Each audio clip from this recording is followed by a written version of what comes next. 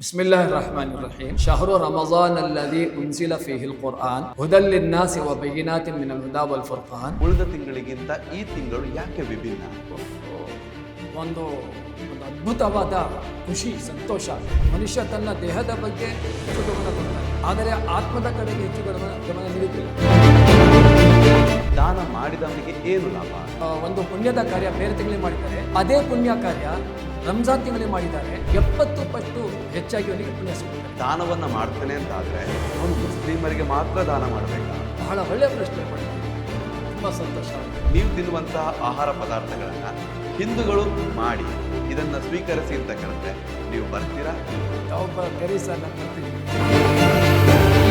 ಸಹೋದರಾಗಿ ಬಾಳುವ ಒಂದು ನೋಡಬೇಕಾದರೆ ಇಡೀ ಪ್ರಪಂಚದಲ್ಲಿ ನಮ್ಮ ದೇಶ ಶ್ರೇಷ್ಠ ದೇಶ ಭಾರತ ಮಾತ್ರ. ನಾವೆಲ್ಲರೂ ಹಿಂದೂಗಳು, ಮುಸ್ಲಿಮರು, ಕ್ರೈಸ್ತರು, ಬುದ್ಧರು, ಜೈನರು, ಸಿಖ್ಖರು ಎಲ್ಲರೂ ವಿಶ್ವದಲ್ಲಿರುವ ಎಲ್ಲ ಜನರು ಮೂಲವಾಗಿ ಒಂದೇ ತಂದೆ ತಾಯಿಯ ಮಕ್ಕಳು.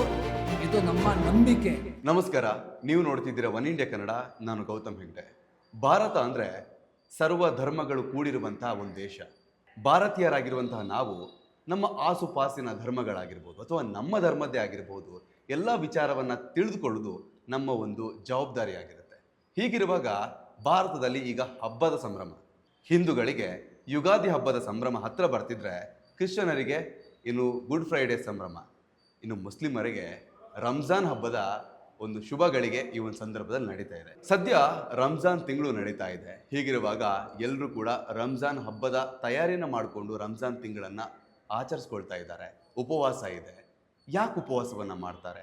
ರಂಜಾನ್ ಹಬ್ಬ ಅಂದರೆ ಏನು? ಅದರ ಮಹತ್ವ ಅಂದರೆ ಏನು? ರಂಜಾನ್ ತಿಂಗಳಿನ ಮಹತ್ವ ಏನು? ಎಲ್ಲವನ್ನು ಕೂಡ ತಿಳಿದುಕೊಳ್ಳುವಂಥ ಹೊತ್ತು ನಮಗೆ ಇವತ್ತು ಬಂದ್ಬಿಟ್ಟಿದೆ. ನಮ್ಮ ಜೊತೆ ಮುಸ್ಲಿಂ ಧರ್ಮಗುರು ಆಗಿರುವಂತಹ ಮೌಲಾನಾ ಮುನಾವರ್ ಅವರು ನಮ್ಮ ಜೊತೆ ಇದ್ದಾರೆ. ಸರ್, ಕಾರ್ಯಕ್ರಮಕ್ಕೆ ಸ್ವಾಗತ. ಹೇಗಿದ್ದೀರಿ? ಅಲ್ಹಮ್ದುಲಿಲ್ಲಾಹ್, ಚೆನ್ನಾಗಿದ್ದೇನೆ. ಉಪವಾಸ ಹೇಗಿದ್ದೀರಿ ಅಂತ ಕೇಳುವಾಗ ಸ್ವಲ್ಪ ನಮಗೆ ಸಂಕೋಚ ಆಗುತ್ತೆ. ಯಾಕಂತ ಹೇಳಿದ್ರೆ ನೀರನ್ನು ಕುಡಿಯೋಂಗಿಲ್ಲ, ಊಟವನ್ನು ಮಾಡೋಂಗಿಲ್ಲ, ತುಂಬ ಹೊತ್ತು ಧ್ಯಾನದಲ್ಲೇ ಇರ್ತೀರಾ, ದೇವರ ನಾಮಗಳನ್ನೇ ಪಠನ ಮಾಡ್ತಾ ಇರ್ತೀರಾ. ಈ ಒಂದು ಸಂದರ್ಭದಲ್ಲಿ ಹಬ್ಬದ ದಿನ ಇನ್ನೊಂದು ಬರ್ತಾ ಇದೆ. ಇದೀಗ ರಂಜಾನ್ ತಿಂಗಳಲ್ಲಿದ್ದೀರಾ. ಹೇಗೆ ಅನ್ನಿಸ್ತಿದೆ ಈ ಒಂದು ತಿಂಗಳು? ಅಸ್ಸಲಾಮು ಅಲೈಕುಂ, ನಿಮ್ಮೆಲ್ಲರೂ ನಮಸ್ಕಾರ. ಮೊದಲಿಗೆ ರಂಜಾನ್ ತಿಂಗಳ ಪವಿತ್ರ ತಿಂಗಳ ನಾನು ಶುಭಾಶಯಗಳನ್ನು ಕೋರುತ್ತೇನೆ. ರಂಜಾನ್ ಹೇಗೆ ನಡೆಯುತ್ತದೆ ಅಂದರೆ, ವರ್ಷದ 11 ತಿಂಗಳಲ್ಲಿ ರಂಜಾನ್ ತಿಂಗಳಿಗೆ ಹೆಚ್ಚಿನ ಮಹತ್ವವಿದೆ. ಏಕೆಂದರೆ ಇದೇ ರಂಜಾನ್ ತಿಂಗಳಲ್ಲಿ ಜನರ ಕಲ್ಯಾಣಕ್ಕಾಗಿ, ಇಹಲೋಕದ ಕಲ್ಯಾಣ ಮತ್ತು ಪರಲೋಕದ ಮೋಕ್ಷಕ್ಕಾಗಿ ಪರಮಾತ್ಮನ ಕಡೆಯಿಂದ ಅವತೀರ್ಣಗೊಂಡ ಕುರ್ಆನ್ ಎಂಬ ಧರ್ಮಗ್ರಂಥದ ಆರಂಭವು ಇದೇ ತಿಂಗಳಲ್ಲಿ ಆಗಿದ್ದು, ಪವಿತ್ರ ರಂಜಾನ್ನಲ್ಲಿ. ಹಾಗೆಯೇ ಈ ತಿಂಗಳಿನಲ್ಲಿ ಉಪವಾಸ ಕೂಡ ಆಚರಿಸುತ್ತಾರೆ ಇಡೀ ಲೋಕದಲ್ಲಿ. ಮತ್ತು ಅದೇ ಥರ ಈ ರಂಜಾನ್ ತಿಂಗಳಲ್ಲಿ ದಾನ ಕರ್ಮಗಳು ಹೆಚ್ಚಾಗಿ ಮಾಡುತ್ತಾರೆ. ಇದೆಲ್ಲ ಈ ತಿಂಗಳಿನ ವಿಶೇಷತೆ. ಈ ಒಂದು ಸಂದರ್ಭದಲ್ಲಿ ದಾನ ಧರ್ಮ ಹಾಗೆ ಉಪವಾಸ ಇದರ ಮಹತ್ವದ ಬಗ್ಗೆ ತಿಳಿಸೋದಾದರೆ ಏನು ಹೇಳಿಕ್ಕೆ ಇಷ್ಟಪಡ್ತೀರಾ? ಮೊದಲಿಗೆ ರಂಜಾನ್ ತಿಂಗಳು ತರಬೇತಿಯ ತಿಂಗಳು. ಇದು ಮನುಷ್ಯನ ಬಹಿರಂಗದ ಜೊತೆಗೆ ಅಂತರಂಗದ ಶುದ್ಧೀಕರಣದ ತಿಂಗಳು. ಮನುಷ್ಯ ಕೇವಲ ಹೊರಗಿನಿಂದ ಮಾತ್ರವಲ್ಲ, ಒಳಗಿನಿಂದನೂ ಅವನು ಅಭಿವೃದ್ಧಿ ಹೊಂದಬೇಕು. ಮನುಷ್ಯ ಅಂದರೆ ದೇಹ ಮತ್ತು ಆತ್ಮ ಎರಡೂ ಸೇರಿ ಮನುಷ್ಯ ಇರೋದು. ಮನುಷ್ಯ ತನ್ನ ದೇಹದ ಬಗ್ಗೆ ಹೆಚ್ಚು ಗಮನ ಕೊಡ್ತಾನೆ, ಆದರೆ ಆತ್ಮದ ಕಡೆಗೆ ಹೆಚ್ಚು ಗಮನ ನೀಡುವುದಿಲ್ಲ. ಆದ್ದರಿಂದ ಈ ತಿಂಗಳು ಮನುಷ್ಯನಿಗೆ, ಒಬ್ಬ ಮನುಷ್ಯ ಹೇಗೆ ತನ್ನ ದೇಹದ ಕಡೆಗೆ ಗಮನ ಕೊಡುತ್ತಾನೋ ಅಷ್ಟೇ ಮುಖ್ಯವಾಗಿ ತನ್ನ ಆತ್ಮದ ಕಡೆಗೆ ಕೂಡ ಗಮನ ಕೊಡಬೇಕು ಎಂಬ ತರಬೇತಿ ನೀಡಲು ಈ ರಂಜಾನ್ ತಿಂಗಳು ಬಂದಿದೆ. ಏನು ಈ ವಿಶೇಷತೆ? ಹೇಗಿರಬೇಕು ರಂಜಾನ್ ತಿಂಗಳಲ್ಲಿ? ಯಾವ ರೀತಿ ವರ್ಷ ಪೂರ್ತಿ ಇರಬೇಕೋ ಅದಕ್ಕಿಂತ ಹೆಚ್ಚಾಗಿ ಚೆನ್ನಾಗಿ ಸನ್ನಡತೆಯಿಂದ, ಸದ್ಗುಣಗಳಿಂದ ಈ ತಿಂಗಳಿನಲ್ಲಿ ಇರಬೇಕು. ಅದನ್ನು ಕಲಿಸಲು ಈ ತಿಂಗಳು ಬಂದಿದೆ. ಉಪವಾಸ ಅಂತ ಹೇಳ್ತೀವಿ. ರಂಜಾನ್ ತಿಂಗಳಲ್ಲಿ ಉಪವಾಸ ಇರಬೇಕು. ಈ ರಂಜಾನ್ ತಿಂಗಳ ದಿನಚರಿ, ಒಬ್ಬ ಮುಸ್ಲಿಂ ವ್ಯಕ್ತಿಯ ರಂಜಾನ್ ತಿಂಗಳ ದಿನಚರಿ ಹೇಗಿರುತ್ತೆ? ಒಳ್ಳೆ ಪ್ರಶ್ನೆ. ರಮಜಾನ್ ಅಂದರೆ, ಇದು ರಮಜಾನ್ ಅನ್ನೋದು ಇದು ಅರಬ್ಬಿ ಪದ. ಇದರ ಅರ್ಥ ಸುಡುವುದು ಅಂತ. ಸುಡುವುದು. ಸುಡುವುದು ಯಾವ ರೀತಿ ಅಗ್ನಿ ಬೆಂಕಿ ಯಾವುದೋ ಒಂದು ವಸ್ತುನ ಸುಡುತ್ತದಲ್ಲ, ಆ ರೀತಿ ಸುಡುವುದು ಅಂತ. ರಮಜಾನ್ ಅಂದರೆ ಸುಡುವುದು. ಸರಿ. ಇದರ ಅರ್ಥ ಏನೆಂದರೆ, ಕೆಲವು ವಸ್ತುಗಳು ದೇಹವನ್ನು ಸುಟ್ಟು ಬಿಡುತ್ತವೆ, ಬೆಂಕಿ ದೇಹವನ್ನು ಸುಡುತ್ತದೆ. ಅದೇ ರೀತಿ ಕೆಲವು ಪಾಪಗಳು ಮನುಷ್ಯನ ಆತ್ಮವನ್ನು ಸುಟ್ಟಾಕುತ್ತವೆ ಅಲ್ವಾ. ಯಾವ ವಸ್ತುಗಳು ಮನುಷ್ಯನ ಆತ್ಮವನ್ನು ಸುಡುತ್ತದೋ ಅಂಥ ವಸ್ತುಗಳನ್ನು ಸುಡುವುದನ್ನು ರಂಜಾನ್ ಎನ್ನುತ್ತೇವೆ. ಇದರ ಒಂದು ಸಾರಾಂಶವಾಗಿ ಹೇಳಬೇಕಂದ್ರೆ, ಒಬ್ಬ ಮನುಷ್ಯ ಒಂದು ಕೆಡುಕನ್ನು ಮಾಡಿದರೆ ಅದರ ಪ್ರಭಾವ ಅವನ ಹೃದಯದ ಮೇಲೆ ಆಗುತ್ತದೆ. ಹೃದಯದಲ್ಲಿ ಒಂದು ಥರದ್ದು ಕತ್ತಲು ಆವರಿಸುತ್ತದೆ. ಅದೇ ಜಾಗ ಒಬ್ಬ ಮನುಷ್ಯ ಒಂದು ಪುಣ್ಯ ಕಾರ್ಯವನ್ನು ಮಾಡಿದರೆ ಆ ಪುಣ್ಯ ಕಾರ್ಯದ ಪ್ರಭಾವ ಅವನ ಹೃದಯದ ಒಳಗೆ ಒಂದು ಥರದ್ದು ಪ್ರಕಾಶ ಉಂಟಾಗುತ್ತದೆ. ಉಪವಾಸ ತಿಂಗಳಲ್ಲಿ ಒಬ್ಬ ಮನುಷ್ಯ ಸಾಮಾನ್ಯವಾಗಿ ಹೆಚ್ಚಾಗಿ ಪುಣ್ಯ ಕಾರ್ಯಗಳನ್ನೇ ಮಾಡುತ್ತಾನೆ, ಪಾಪ ಕಾರ್ಯದ ಬಹಳ ದೂರವಾಗಿರುತ್ತಾನೆ. ಹೆಚ್ಚು ಪುಣ್ಯ ಕಾರ್ಯಗಳನ್ನು ಮಾಡುವುದರಿಂದ ಅವನ ಹೃದಯದಲ್ಲಿ ಒಂದು ಥರದ ಪ್ರಕಾಶ ಉಂಟಾಗುತ್ತದೆ. ಆ ಪ್ರಕಾಶವು ಪಾಪ ಕಾರ್ಯಗಳಿಂದ ಉಂಟಾದ ಕತ್ತಲನ್ನು ದೂರ ಮಾಡುತ್ತದೆ. ಈ ಅರ್ಥ ರಂಜಾನ್ದು. ಸರಿ. ಒಬ್ಬ ಮುಸ್ಲಿಂ ವ್ಯಕ್ತಿ ರಂಜಾನ್ ತಿಂಗಳಲ್ಲಿ ಬೆಳಗ್ಗೆ ಎಷ್ಟು ಗಂಟೆಗೆ ಏಳಬೇಕು? ಅವನ ದಿನಚರಿ ಹೇಗಿರುತ್ತೆ? ನಿಮ್ಮದೇ ಉದಾಹರಣೆ ಕೊಡೋದಾದ್ರೆ ಹೇಗೆ ಕೊಡ್ತೀರಾ? ಉಪವಾಸ ಅಂದರೆ ಬೆಳಗ್ಗೆ, ಈಗ ಸದ್ಯಕ್ಕೆ 4 ಗಂಟೆ 45-50 ನಿಮಿಷಕ್ಕೆ ಊಟ ಆಹಾರ ಎಲ್ಲ ಊಟೋಪಚಾರ ನಿಲ್ಲಿಸಬೇಕು. ಆಮೇಲೆ ಸೂರ್ಯಾಸ್ತದ ನಂತರ ಊಟೋಪಚಾರ ನಾವು ಮಾಡಬಹುದು. ಒಂದು ತೊಟ್ಟು ನೀರನ್ನು ಕೂಡ ಬಾಯಿಗೆ ಹಾಕುವಂತಿಲ್ಲ. ಒಂದು ತುತ್ತು ಅನ್ನ ಏನು, ಅನ್ನದ ಒಂದು ಕಾಳು ಕೂಡ ಬಾಯಿಗೆ ಹಾಕುವಂತಿಲ್ಲ. ಇದನ್ನೇ ಮಾತ್ರ ಉಪವಾಸ ಅನ್ನೋದಲ್ಲ, ಉಪವಾಸದ ಇನ್ನೊಂದು ಅರ್ಥ ಇದೆ. ಏನೆಂದರೆ ತಮ್ಮ ಆತ್ಮವನ್ನು ಶುದ್ಧೀಕರಣ ಮಾಡಬೇಕು. ಇದು ಧಾರ್ಮಿಕವಾಗಿ ಹಾಗೂ ಆಧ್ಯಾತ್ಮಿಕವಾಗಿ ಮನುಷ್ಯ 11 ತಿಂಗಳು ಹೆಚ್ಚು ಗಮನ ಕೊಡೋದಿಲ್ಲ. ಈ ತಿಂಗಳಲ್ಲಿ ವಿಶೇಷವಾಗಿ ಗಮನ ಕೊಟ್ಟು ಅವನ ಆಧ್ಯಾತ್ಮಿಕವಾಗಿ ಮುಂದುವರಿಬೇಕು, ಅಭಿವೃದ್ಧಿ ಹೊಂದಬೇಕು. ಆಮೇಲೆ ಮನುಷ್ಯನಲ್ಲಿ ಕೆಲವು ಗುಣಗಳಿವೆ. ಹಾಗೆ ಮನುಷ್ಯನಲ್ಲಿ ಮರೆಯುವ ಗುಣವೂ ಇದೆ. ಅವನು ಬಹಳಷ್ಟು ವಿಷಯಗಳನ್ನು ಮರೆತು ಬಿಡ್ತಾನೆ. ದುಃಖವನ್ನು ಮರೆತು ಬಿಡ್ತಾನೆ, ಸಂತೋಷವನ್ನು ಮರೆತು ಬಿಡ್ತಾನೆ. ಅದೇ ರೀತಿ ಒಬ್ಬ ಮನುಷ್ಯನಲ್ಲಿ ಇತರರಿಗೆ ಸಹಯೋಗದಿಂದ ಬಾಳಬೇಕು, ವಿನಮ್ರತೆಯಿಂದ ಬಾಳಬೇಕು, ಸಹಬಾಳ್ವೆ ನಡೆಸಬೇಕು, ಶಾಂತಿಯಿಂದ ವರ್ತಿಸಬೇಕು. ಇದೆಲ್ಲ ಕಡ್ಡಾಯವಾಗಿದೆ. ಕೆಲವೊಮ್ಮೆ ಮನುಷ್ಯ ಆವೇಶದಲ್ಲಿ ಬಂದುಬಿಟ್ಟು ಅದನ್ನು ಮರೆತು ಬಿಡ್ತಾನೆ. ತನ್ನನ್ನು ಹತೋಟಿಯಲ್ಲಿಟ್ಟುಕೊಳ್ಳಬೇಕು. ಅದು ಕಲಿಸಲು ವರ್ಷದ ಒಂದು ತರಬೇತಿಯ ಮಾಸವಾಗಿ ಉಪವಾಸದ ಮೂಲಕ ರಂಜಾನ್ ತಿಂಗಳು ಮನುಷ್ಯನನ್ನು ತನ್ನನ್ನೇ ಹತೋಟಿಗೆ ಇಟ್ಟುಕೊಳ್ಳುವಂಥ ತರಬೇತಿ ನೀಡುತ್ತದೆ. ಆ ತಿಂಗಳು ಇದು ರಂಜಾನ್ ತಿಂಗಳು. ಸರಿ. ನನ್ನೊಂದು ಪ್ರಶ್ನೆ ಇದೆ, ಮುಖ್ಯವಾಗಿ ಕೇಳಿಬಿಡ್ತೀನಿ ನಾನು. ವರ್ಷದಲ್ಲಿ 12 ತಿಂಗಳಿದೆ, ಯಾಕೆ ಒಂದು ತಿಂಗಳು ಮಾತ್ರ ರಂಜಾನ್ ತಿಂಗಳು ಅಂತ ಆಚರಿಸ್ತಾ ಉಳಿದ ತಿಂಗಳಿಗಿಂತ ಈ ತಿಂಗಳು ಯಾಕೆ ವಿಭಿನ್ನ? ಹೌದು, ಯಾಕೆಂದರೆ ನೋಡಿ, ನಾವು ನೋಡುವ ಹಾಗೆ ಕೆಲವು ಕಂಪನಿಗಳು ತಮ್ಮ ಮಾರಾಟದ ವಸ್ತುಗಳಲ್ಲಿ ಇದು ಒಂದು ಆಫರ್ ಕೊಡ್ತಾರೆ, ಬೈ 1 get 1 ಫ್ರೀ ಅಂತ. ಹೌದು ಅಲ್ವಾ? ಅಂದರೆ ಒಂದು ವಸ್ತುವಿನ ಬೆಲೆಯಲ್ಲಿ 2 ವಸ್ತುಗಳು ಸಿಗುತ್ತವೆ. ಹೌದು. ಇದು ಧಾರ್ಮಿಕವಾಗಿಯೂ ಒಬ್ಬ ಮನುಷ್ಯನನ್ನು ಆಧ್ಯಾತ್ಮಿಕವಾಗಿ ಅವನು ಉನ್ನತವಾದ ಸ್ಥಾನಮಾನ ಪಡೆಯಬೇಕು ಅಂತಲೇ ಅದನ್ನು ಪ್ರೋತ್ಸಾಹಿಸಲು ಒಂದು ಆಫರ್ ಕೊಡಲಾಗುತ್ತದೆ. ಆ ಆಫರ್ ವಿಶೇಷವಾದ ಆಫರ್ ಈ ತಿಂಗಳಲ್ಲಿದೆ. ಉದಾಹರಣೆಗಾಗಿ ಯಾವುದೇ ಒಂದು ಒಳ್ಳೆಯ ಕಾರ್ಯ ಮಾಡಿದರೆ ಅದಕ್ಕೆ ಎಷ್ಟು ಪುಣ್ಯ ಸಿಗುತ್ತದೋ ಅದೇ ಕಾರ್ಯವನ್ನು ಆ ಮನುಷ್ಯ ರಂಜಾನ್ ತಿಂಗಳಲ್ಲಿ ಮಾಡಿದರೆ ಕನಿಷ್ಠ ಪಕ್ಷ ಆ ಕಾರ್ಯಕ್ಕೆ, ಒಳ್ಳೆಯ ಕಾರ್ಯಕ್ಕೆ 70 ಪಟ್ಟು ಹೆಚ್ಚಾಗಿ ಪುಣ್ಯವು ಸಿಗುತ್ತದೆ.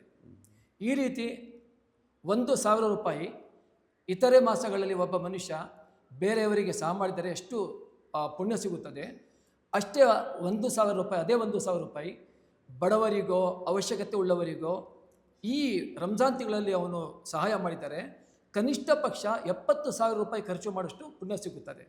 ಈ ರೀತಿ ಒಬ್ಬ ಮನುಷ್ಯನಿಗೆ ಪ್ರೋತ್ಸಾಹಿಸುತ್ತದೆ ರಂಜಾನ್ ತಿಂಗಳು. ಇದು ಈ ತಿಂಗಳಿದ್ದು ವಿಶೇಷತೆ. ಒಂದು ವೇಳೆ ಒಬ್ಬ ಮುಸ್ಲಿಂ ವ್ಯಕ್ತಿ ರಂಜಾನ್ ತಿಂಗಳಲ್ಲೂ ಕೂಡ ಉಪವಾಸ ಮಾಡೋದಿಲ್ಲ, ನಾನು ಬೇಕಾದಾಗ ಬದುಕ್ತೀನಪ್ಪ ಅಂತ ಆಲೋಚನೆಯನ್ನು ಮಾಡ್ಕೊಂಡು ಜೀವನ ನಡೆಸಿದರೆ ಅವನಿಗೆ ಏನು ಸಮಸ್ಯೆ ಆಗುತ್ತೆ? ಆ ಥರದ್ದೇನಾದರೂ ಇದೆಯಾ? ನಾವು ನೋಡೋದಾದರೆ ಒಬ್ಬ ಒಳ್ಳೆಯ ಸರಿಯಾದ ಬುದ್ಧಿ ಉಳ್ಳವರು ಇಂತಹ ತಿಂಗಳನ್ನು ಇದು ಮಾಡೋದಿಲ್ಲ, ಇಗ್ನೋರ್ ಮಾಡೋದಿಲ್ಲ ಅವನು. ಇದು ತಾವು ನೋಡ್ಬೋದು, ವಯಸ್ಕರೇನು ಮಕ್ಕಳು ಕೂಡ ಉಪವಾಸ ಆಚರಿಸ್ತಾರೆ. ಒಂದು ಅವರಲ್ಲಿ ಒಂದು ಪ್ರೋತ್ಸಾಹ ಬರುತ್ತದೆ.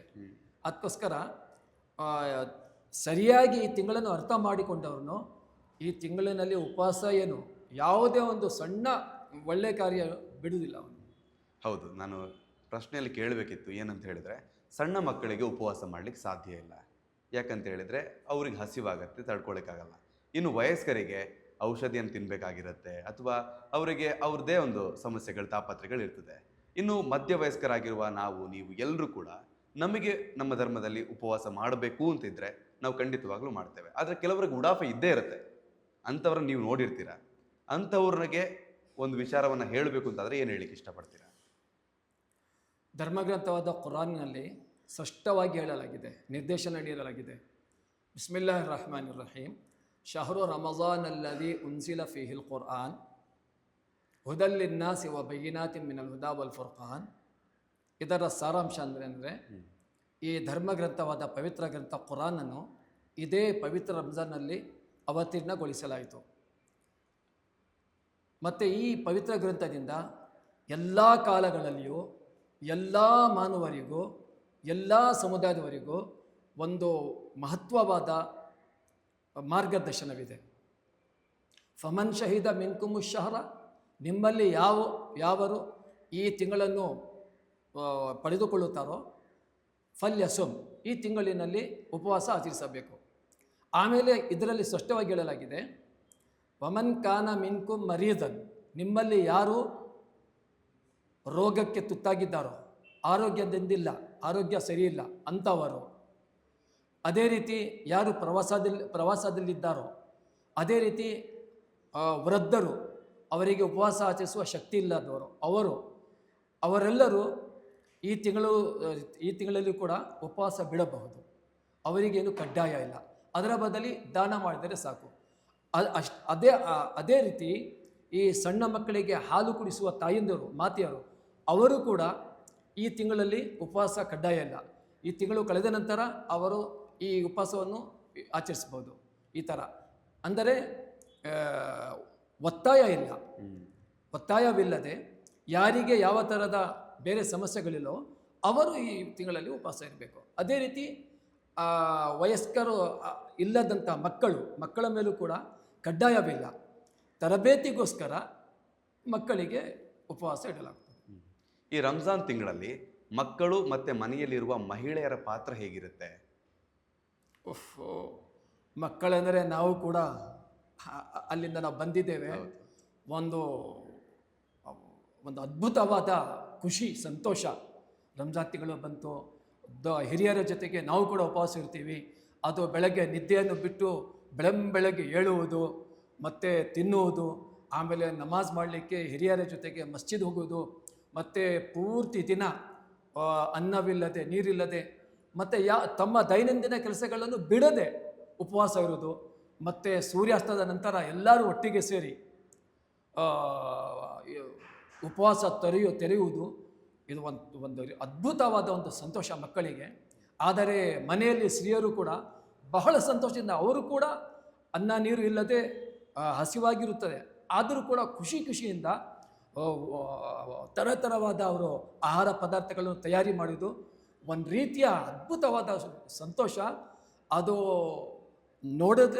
ನೋಡಿದರೆ ಗೊತ್ತಾಗುತ್ತದೆ, ಹೇಳಲು ಅದಕ್ಕೆ ಒಂದು ಇದಿಲ್ಲ, ಪದಗಳಿಲ್ಲ. ಆ ರೀತಿ ಇಂದಿನ ಯುವ ಪೀಳಿಗೆಗೆ ರಂಜಾನ್ ಹಬ್ಬದ ಮಹತ್ವವನ್ನು ಹೇಳೋದಾದರೆ ನೀವು ಹೇಗೆ ಹೇಳಿಕ್ಕೆ ಇಷ್ಟಪಡ್ತೀರಾ? ಇಂದಿನ ಪೀಳಿಗೆ ಒಂದು ಕುರಾನ್ನಲ್ಲಿ ಒಂದು ಸೂಕ್ತ ಇದೆ. ಬಿಸ್ಮಿಲ್ಲಾಹಿರ್ ರಹಮಾನಿರ್ ರಹೀಮ್. ಯಾ ಅಯ್ಯುಹಲ್ಲದೀನ ಆಮನು ಕುತಿಬ ಅಲೈಕುಮುಸ್ ಸಿಯಾಮ್. ಎಲೈ ವಿಶ್ವಾಸಿಗಳೇ, ನಿಮ್ಮ ಮೇಲೆ ರಂಜಾನ್ ತಿಂಗಳಿನ ಉಪವಾಸ ಕಡ್ಡಾಯ ಮಾಡಲಾಗಿದೆ. ಕಮಾ ಕುತಿಬ ಅಲಲ್ಲದೀನ ಮಿನ್ ಕಬ್ಲಿಕು, ನಿಮಗಿಂತ ಮುಂಚೆ ಜೀವನ ನಡೆಸಿ ಹೋದ್ರಲ್ಲ ಅವರ ಮೇಲೂ ಕೂಡ ಯಾವ ರೀತಿ ಉಪವಾಸ ಕಡ್ಡಾಯವಾಗಿತ್ತೋ ಅದೇ ರೀತಿ ನಿಮ್ಮ ಮೇಲೂ ಕೂಡ ಉಪವಾಸ ಕಡ್ಡಾಯವಾಗಿದೆ. ಲಅಲ್ಲಕುಂ ತತ್ತಖೂನ್, ಏಕೆಂದರೆ ನೀವು ತಕ್ವಾ ಗುಣವಂತರಾಗಬೇಕು ಎಂದು. ತಕ್ವಾ ಅಂದರೆ ಇದು ಅರಬಿ ಪದ. ತಕ್ವಾ ಅಂದರೆ ರಕ್ಷಿಸಿಕೊಳ್ಳುವುದು, ಪಾರಾಗುವುದು, ದೂರವಿರುವುದು, ಇದರ ಅರ್ಥ ತಕ್ವಾ ಅಂದರೆ. ನಾವು ವಾಸಿಸುವ ನಮ್ಮ ಸುತ್ತಮುತ್ತ ವಾತಾವರಣದಲ್ಲಿ ಕೆಡುಕು ಇದೆ, ಒಳಿತೂ ಇದೆ, ವಿಶ್ವಾಸವೂ ಇದೆ, ಮೋಸವೂ ಇದೆ, ನ್ಯಾಯವೂ ಇದೆ, ಅನ್ಯಾಯವೂ ಇದೆ, ಪುಣ್ಯವೂ ಇದೆ, ಪಾಪವೂ ಇದೆ. ಇಂಥ ವಾತಾವರಣದಲ್ಲಿ ನಾವು ಜೀವಿಸ್ತಿದ್ದೇವೆ. ನಮ್ಮನ್ನು ನಾವು ವಿಶ್ವಾಸದ ಜೊತೆಗೆ ಇರಬೇಕು, ಮೋಸದ ಜೊತೆಗೆ ಹೋಗಬಾರ್ದು. ನ್ಯಾಯವನ್ನು ಪಾಲಿಸಬೇಕು, ಅನ್ಯಾಯದ ವಿರುದ್ಧ ಹೋರಾಡಬೇಕು. ನಾವು ನಿಸ್ವಾರ್ಥವಾಗಿ ಬಾಳಬೇಕು, ಸ್ವಾರ್ಥಿಯಾಗಬಾರದು. ನಮ್ಮನ್ನು ನಾವು ಇಂತಹ ಕೆಡುಕುಗಳಿಂದ ಹೇಗೆ ರಕ್ಷಿಸಿಕೊಳ್ಳಬೇಕು ಎಂಬುದನ್ನೇ ತಖ್ವಾ ಎನ್ನುತ್ತಾರೆ. ಆ ಗುಣವು ರಂಜಾನ್ ತಿಂಗಳಲ್ಲಿ ಉಪವಾಸದ ಮುಖಾಂತರ ಒಂದು ಮನುಷ್ಯರಲ್ಲಿ ಉಂಟು ಮಾಡಲಾಗುತ್ತದೆ. ಈ ಮೋಸ ಯಾರಿಗೆ ಇಷ್ಟ? ಯುವ ಪೀಳಿಗೆಗೂ ಮೋಸ ಇಷ್ಟವಿಲ್ಲ, ಯಾವ ಪೀಳಿಗೆಗೂ ಇಷ್ಟವಿಲ್ಲ. ಅದೇ ಥರ ಕೆಡುಕು ಯಾರಿಗೆ ಇಷ್ಟವಾಗಿದೆ? ಯಾರಿಗೂ ಇಷ್ಟವಿಲ್ಲ. ಮೋಸ ಯಾರಿಗೆ ಇಷ್ಟ ಇದೆ? ಯಾರಿಗೂ ಇಷ್ಟ. ತನ್ನನ್ನು ರಕ್ಷಿಸಿಕೊಳ್ಳಬೇಕಂದ್ರೆ ಅವನು ಅಭ್ಯಾಸ ಮಾಡಬೇಕು. ಉಪವಾಸದಲ್ಲಿ ನೋಡಿ, ಏನಾದರೂ ತಿಂದರೆ, ಏನಾದರೂ ಕುಡಿದರೆ ನಮ್ಮ ಉಪವಾಸ ಮುರಿದು ಬೀಳುತ್ತೆ. ನನ್ನ ಮನೆಯಲ್ಲಿ ಯಾರೂ ನೋಡ್ತಾ ಇಲ್ಲ, ರುಚಿಕರವಾದ ಆಹಾರ ಇದೆ, ಬಾಗಿಲು ಮುಚ್ಚಿದೆ, ಯಾರು ನೋಡ್ತಾ ಇಲ್ಲ, ಆದರೂ ಕೂಡ ನಾನು ಒಂದು ಅನ್ನದ ಕಾಳು ತೆಗೆದು ಬಾಯಲ್ಲಿ ಹಾಕುವುದಿಲ್ಲ, ಒಂದು ತೊಟ್ಟು ನೀರು ಕುಡಿಯೋದಿಲ್ಲ. ಯಾಕೆ? ಪರಮಾತ್ಮ ನೋಡ್ತಾ ಇದ್ದಾನೆ. ನಾನು ಜನರು ನೋಡ್ತಾ ಇಲ್ಲ, ಪರಮಾತ್ಮ ನೋಡ್ತಾ ಇದ್ದಾನೆ. ನಾನು ಉಪವಾಸದಲ್ಲಿ ತಿಂದು ಬಿಟ್ಟರೆ ನಾನು ಉಪವಾಸ ಮುರಿದು ಹೋಗುತ್ತೆ, ಮತ್ತು ನಾನು ಪರಮಾತ್ಮನ ಮುಂದೆ ನಾನು ಅವಿಶ್ವಾಸಿಯಾಗುತ್ತೇನೆ. ಇದೊಂದು ಭಯ, ಒಂದು ಭಕ್ತಿ ಇರುತ್ತದೆ. ಆ ದೇವಭಕ್ತಿಯಿಂದ, ಪರಮಾತ್ಮನ ಭಕ್ತಿಯಿಂದ ನಾನು ಯಾರು ನೋಡದಿದ್ದರೂ ಕೂಡ ನಾನು ಏನು ತಿನ್ನುವುದಿಲ್ಲ. ಈ ಭಕ್ತಿಯನ್ನು ಜೀವನ ಪೂರ್ತಿ ಇದೇ ಶ್ರದ್ಧೆಯಿಂದ, ಇದೇ ಗುಣದಿಂದ ಒಬ್ಬ ಮನುಷ್ಯ ಬಾಳಬೇಕು. ಅದನ್ನೇ ತಕ್ವಾ ಎನ್ನುವುದು. ಅದನ್ನೇ ಕುರಾನ್ ಹೇಳಲಾಗಿದೆ. ಉಪವಾಸದ ಮೂಲಕ ನಿಮ್ಮಲ್ಲಿ ತನ್ನನ್ನು ಮೋಸದಿಂದ, ಅನ್ಯಾಯದಿಂದ, ಭ್ರಷ್ಟಾಚಾರದಿಂದ, ವ್ಯಭಿಚಾರದಿಂದ ರಕ್ಷಿಸುವ ಒಂದು ಗುಣ ಇದಲ್ಲೇ, ಆ ಗುಣ ನಿಮ್ಮಲ್ಲಿ ಉಂಟಾಗಬೇಕು ಎಂಬುದಕ್ಕೋಸ್ಕರ ನಿಮಗೆ ಈ ಉಪವಾಸ ಕಡ್ಡಾಯ ಮಾಡಲಾಗಿದೆ ಅಂತ. ಯುವ ಪೀಳಿಗೆ ಇದು ಹೇಳಿದರೆ ಅವರು ಖುದ್ದಾಗಿ ಮುಂದೆ ಬರ್ತಾರೆ, ಅವರು ಉಪವಾಸ ಹಚ್ತಾರೆ ಮತ್ತು ಒಳ್ಳೆಯವರಾಗ್ತಾರೆ. ಇನ್ನು ಈ ರಂಜಾನ್ ತಿಂಗಳಲ್ಲಿ ದಾನ ಅಂತ ಕೇಳಿದ್ದೇವೆ. ದಾನ ಮಾಡಿದರೆ ದಾನ ಮಾಡಬೇಕಾಗಿರೋದು ಈ ತಿಂಗಳಲ್ಲಿ ಅದೊಂದು ಮಹತ್ವಪೂರ್ಣ. ಹೀಗಿರುವಾಗ ದಾನ ಮಾಡಿದವನಿಗೆ ಏನು ಲಾಭ? ಗುಡ್. ಇದು ರಂಜಾನ್ ತಿಂಗಳದ್ದು ಒಂದು ವಿಶೇಷತೆ. ಪರಮಾತ್ಮ ಕುರಾನ್ನಲ್ಲಿ ಹೇಳಲಾಗಿದೆ, ನೀವು ನಿಮ್ಮ ಮುಂದೆ ಬಂದು ತಮ್ಮ ಸಮಸ್ಯೆಯನ್ನು ಹೇಳುವವರಿಗೂ ಸಹಕಾರ ಮಾಡಿ. ಕೆಲವರು ತಮ್ಮ ಸಮಸ್ಯೆ ಬೇರೆಯವರ ಜೊತೆ ಹೇಳಲುವುದಿಲ್ಲ, ಅವರ ಪಾಡಿಗೆ ಕಷ್ಟ ಸಹಿಸಿಕೊಳ್ಳುತ್ತಾ ಇರ್ತಾರೆ. ಅವರನ್ನು ಹುಡುಕಿ ಅವರಿಗೂ ಸಹಾಯ ಮಾಡಿ, ನಿಮಗೆ ಹೆಚ್ಚೆಚ್ಚಾಗಿ ಪುಣ್ಯ ಕೊಡಲಾಗುತ್ತೆ ಅಂತ ಹೇಳಲಾಗಿದೆ. ಪುಣ್ಯ ದಾನ ಪ್ರತಿಯೊಂದು ಒಂದು ಸಣ್ಣ ದಾನದ ಕೆಲಸ ಸಣ್ಣದಾಗಲಿ ದೊಡ್ಡದಾಗಲಿ ಅದಕ್ಕೆ ಪುಣ್ಯ ಸಿಗುತ್ತದೆ. ಆದರೆ ರಂಜಾನ್ ತಿಂಗಳಲ್ಲಿ ನೋಡಿ, ಹಣ ಇದ್ದವರು, ಬಲವಿದ್ದರು ವರ್ಷ ಪೂರ್ತಿ ದಾನ ಮಾಡಿ ಪುಣ್ಯ ಗಳಿಸಿಕೊಳ್ಳುತ್ತಾರೆ. ರಂಜಾನ್ ತಿಂಗಳು ಹಣ ಇಲ್ಲದಿದ್ದರೂ ಕೂಡ ಅವರು ಪುಣ್ಯವಂತರಾಗಬೇಕು ಎಂದು ಪ್ರೋತ್ಸಾಹಿಸಲು ರಂಜಾನ್ ತಿಂಗಳು ಬರುತ್ತದೆ.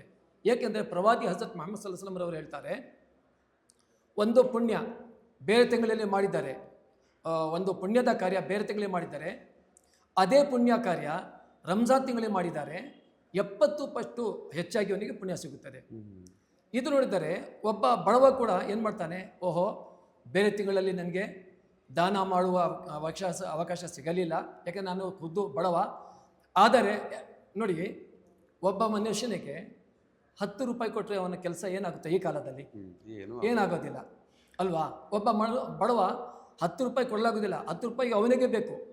ಆದರೆ ಅವನು ನೋಡ್ತಾನೆ ರಂಜಾನ್ ತಿಂಗಳಲ್ಲಿ 10 ರೂಪಾಯಿ ದಾನ ಮಾಡಿದ್ದಾರೆ, 10 ರೂಪಾಯಿಗೆ ಅದನ್ನು 70 ಪಟ್ಟು ಮಾಡಿ ಪುಣ್ಯ ಸಿಗುತ್ತದೆ.